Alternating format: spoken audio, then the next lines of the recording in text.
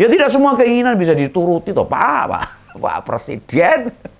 Hentikanlah ambisi-ambisi panjenengan supaya kita tetap baik-baik saja. Jangan pernah ambil keputusan waktu kegelisahan melanda.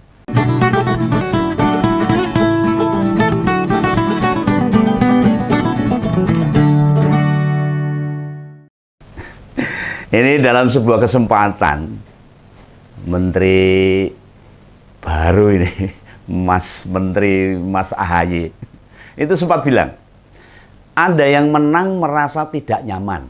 Oh, ini maksudnya apa ini? Tapi ada yang tidak menang tapi merasa nyaman. Oh, ini maksudnya apa lagi ini?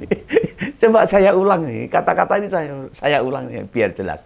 Ada yang menang merasa tidak nyaman, tapi ada yang tidak menang tapi merasa nyaman. Loh, apakah ini sindiran pada Pak Jokowi nih? Tapi ya ampun lah.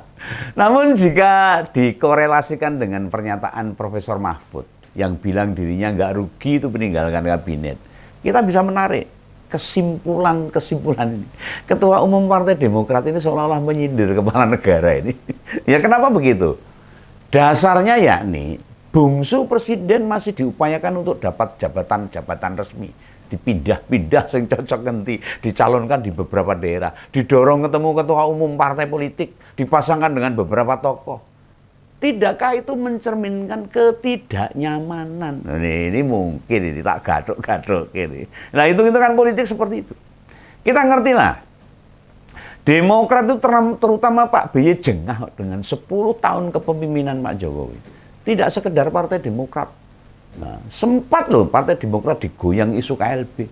Tapi banyak rakyat yang membandingkan prestasi Presiden ke-6 dan ke-7 ini. Kita tahu hasilnya jomplang banget. Nah, sebelum mengusung Prabowo Gibran, Demokrat itu oposisi pemerintah. Tapi demi memenangkan kontestasi Pilpres, AHY dimasukkan dan mendapat posisi menteri. Ya ini politik Indonesia ya begitu. Politik balas budi. Sengiwangi. Ya itulah politik Indonesia. Lah barangkali langkah-langkah Jokowi dinilai AHY sebagai kegelapan mata. Semua pihak mesti satu suara buat dukung Gibran. Bisa menang Pilpres ya. Lah sekarang presiden praktis tidak bisa memojokkan partai, termasuk oposisi pemerintah. Oh, jangankan memojokkan, bertemu dan bersengkrama dengan ketua umum parpol pendukung pemerintah saja sudah tidak pernah dilakukan lagi. Wes belas itu. Dulu padahal sering banget itu Pak Jokowi bertemu bersama Bu Mega atau beberapa kesempatan semua ketua umum partai dijamu di istana. Nah, setelah Gibran berniat maju lalu ikut Pilpres, baru sekali parpol pendukung pemerintah diundang ke istana itu. Itu pun menang-menangan, delik-delikan itu. Tidak pernah ada pertemuan kepala negara dengan parpol pendukungnya. Dilakukan secara terbuka, mass media tahu, masyarakat ngerti. Apalagi wartawan bisa bebas ambil gambar. Nah, betapa cairnya komunikasi mereka saat itu. Ya. Coba siapa yang bisa disebutkan? Kapan Pak Jokowi bertemu dengan pemimpin-pimpinan Koalisi Indonesia Maju?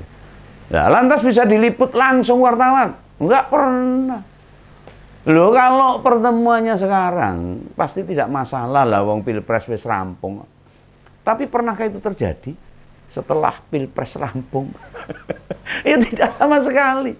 Nah, jika Om Begawan menarik benang merah pernyataan Mas AHY tentang yang menang tidak nyaman, bukankah itu tepat ditujukan pada Pak Jokowi? Pilpres wis rampung loh. Wali kota Solo dipastikan dilantik sebagai wapres. Apa yang mau jadi penghalang? Atau ketidaknyamanan itu muncul gara-gara Pak Jokowi sudah tak lagi punya pengaruh kuat di antara parpol? Ya harusnya maklum lah, karena sudah mau pensiun. Ketidaknyamanan kepala negara berkaitan dengan masa pemerintahan penggantinya. Mungkin. Nah, tentu ada beberapa tinggalannya loh. Yang Dewa khawatirkan tidak dilanjutkan. Ini khawatir ini. Proyek-proyek yang dia canangkan itu, oh jojo ora dirampungke, ora dilanjutke sama presiden penggantinya. Ya salah satunya ya IKN itu. Mungkin masa-masa sekarang ini Pak Jokowi dilanda kegalauan luar biasa besarnya. Hampir usai Pilpres, capres terpilih tak pernah menyinggung soal IKN. Bukankah Menhan berjanji, Pak Prabowo itu loh, semua program Pak Jokowi mau dilanjutkan katanya. Dan waktu-waktu ini presidennya gelisahnya luar biasa terkait progres IKN loh. Wah ini ya proyek rau multi tenan mega proyek neng nganti mangkrak remuk Indonesia ini. Bukan hanya listrik dan air belum tersedia. Saat berjanji Juli bulan ini mau pindah ke sana.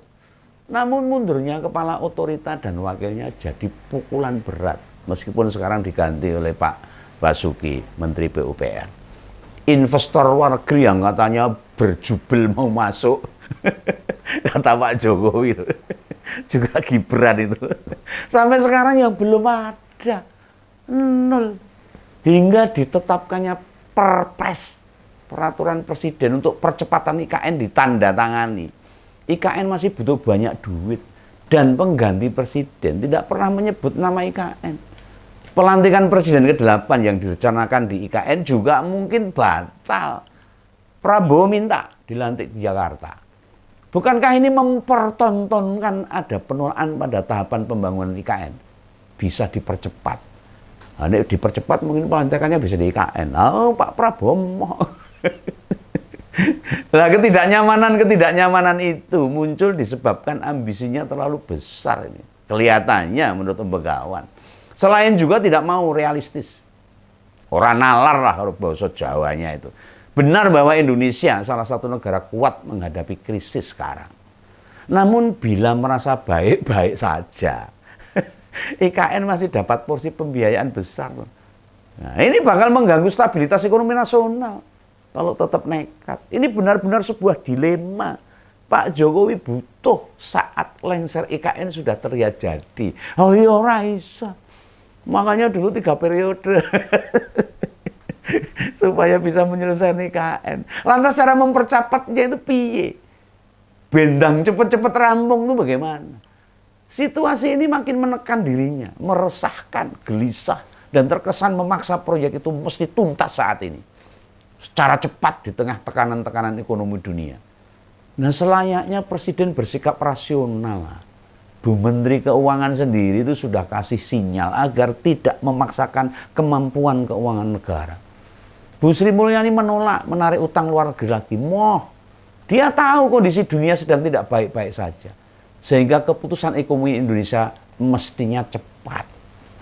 Daripada membahayakan keuangan dalam negeri, kayaknya memang semua harus dihitung. Dihitung ulang dengan matang. Tidak boleh sembrono. Situasi ekonomi politik saat ini membuat tidak nyaman. Itu memang. Semua tahu, masyarakat merasakan. Ada pertimbangan-pertimbangan khusus loh. Untuk agak mengerem pengeluaran infrastruktur dan lebih fokus mendorong perputaran di dalam perputaran duit di dalam negeri. Sehingga Menteri Keuangan terbaik se-Asia Pasifik ini, Bu Sri Mulyani, seolah-olah mau menunjukkan kita mesti disiplin dalam menjaga kesehatan ekonomi. Di sini terlihat loh, ada kemauan presiden yang tidak bisa dipenuhi Menteri Keuangan. Presiden harusnya sadar. Sindiran Mas Ahaye jelas ditujukan pada Pak Jokowi. Ini semacam pepeling, pengingat, warning, dan tidak dilihat dari kacamata like in, dislike saja. Apa yang disampaikan mantan Cagup DKI tersebut sebenarnya hal yang positif. Jika diterima dengan pikiran positif loh. Ya jangan memaksakan sesuatu yang memang tidak pas. Sebab dampaknya bisa kemana-mana. Loh, Pak Luhut juga sampai menegaskan. Pada Agustus akan ada skema baru buat kebijakan BBM. Tidakkah ini jadi penanda? Ada yang sedang tidak baik-baik saja di negeri ini. Pak Jokowi mestinya ngerti lah. Mereka bukan sedang melawan pemerintah kepala negara.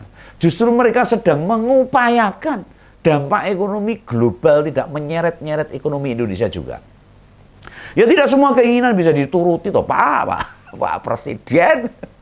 Hentikanlah ambisi-ambisi panjenengan supaya kita tetap baik-baik saja. Jangan pernah ambil keputusan waktu kegelisahan melanda. Tahan dulu barang 1-2 tahun biar presiden yang terpilih menyelesaikan apa yang sudah Pak Jokowi mulai. Ingat loh, dalam hidup apapun posisi kita, tidak semua sesuai berjalan seperti apa yang kita mau. Percayalah, Tuhan selalu memberi apa yang kita butuhkan, bukan yang hanya kita inginkan. tetapi yang semuanya positif untuk kesejahteraan rakyat, bukan untuk ambisi pribadi. Kalau hanya untuk ambisi pribadi, Tuhan tidak mau dan tidak mengizinkan. Yang akhirnya bubrah. Ini peringatan dari Om Bengawan. Oke, pesan dari Om Bengawan, salam ngumpul. Dadah.